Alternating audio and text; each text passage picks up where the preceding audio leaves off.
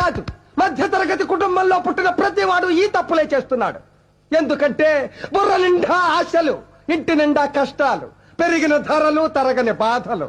పాలవాడికి, నీళ్లవాడికి, రెంటుకి, కరెంటుకి, రేషన్కి, మందులకి, కూరలకి, కూతుళ్ళకి, అల్లుళ్ళకి, కొడుకులకి, చదువులకి, పండగలకి, పబ్బాలకి, శుభాలకి, అశుభాలకి, అన్నిటికీ ఖర్చు ఖర్చు ఖర్చు.